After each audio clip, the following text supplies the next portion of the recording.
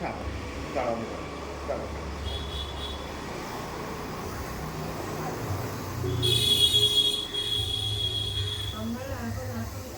না এখন আমাদের, আপনি তো জানেন, আপনাকে সব জিনিসটাই বলা হয়েছে। আমি তো এই জন্যই বললাম স্যার, আমি তো দেখুন আপনার একটা কথা বলুন, আমি কি কোনো ভুল কথা বলেছি আপনাদেরকে? না না, কিন্তু আপনি উনি যে কেন পেমেন্টটা করবেন সেটা তো করার কথা নয়। এখন যেটা ব্যাংক থেকে যেটা স্টেট নেবে নিন, আর কি করার আছে। আমি তো আমাদের ব্যাংকে অলরেডি জানিয়ে দিয়েছি যে আমার পক্ষে পেমেন্ট করা সম্ভব না। ঠিক আছে, আমাদের অসুবিধা দুজনেরই। নেই। আপনি আমার মনে হয় আপনি ভালোভাবেই ভিডিও করতে পারেন স্যার, অসুবিধা নেই। হ্যাঁ, উনি ভিডিও আপনাকে কিছু করছি না। উনি আপনাকে বলেছেন ভিডিও করতে, আপনি করুন, অসুবিধা কিছুই নেই। হ্যাঁ, ঠিক আছে, আমাদের একটা জিনিস আমি বুঝলাম না, উনি যে আমাকে বলে চেঁচামেচি করছেন। না আমি তো ওনাকে বললাম আপনি চালাচ্ছেন কেন, সেটা তো বললাম, শুনতেই তো না, পেলেন। আমি সেটা কোনো হ্যাঁ, আপনি চালাচ্ছেন কেন, উনি তো নর্মালভাবেই আমার সঙ্গে কথা বলেন। উনি বলছেন আমি ফ্রড কেস করতাম, হ্যাঁ, কিসের জন্য ফ্রড কেস?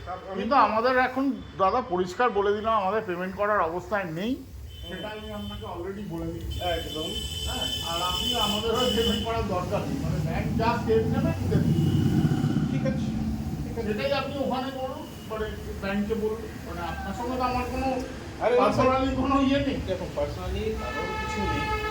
আমি জাস্ট একটা কর্পোরেশনের জন্য এক্সপেক্ট করেছিলাম, ঠিক আছে। বাট যদি কর্পোরেশন না করা হয়, আমার তো এখানে কিছু বলার মতো নেই। আপনারা দেখুন কর্পোরেটে কাজ করেছেন, আপনারা জানেন ভালো করে। আমরা জাস্ট এটাই এক্সপেক্ট করি যে অ্যাটলিস্ট কাস্টমার কিছু একটা যদি কর্পোরেশন করে, এটা সবার জন্যই একটু সুবিধা হয়। আর করার দরকার নেই। ব্যাংকে আসতে বলুন, আমাদের কাছে যা আমিও লয়ারকে দিয়ে মেল করেছি, ওনারা রিপ্লাই করুন।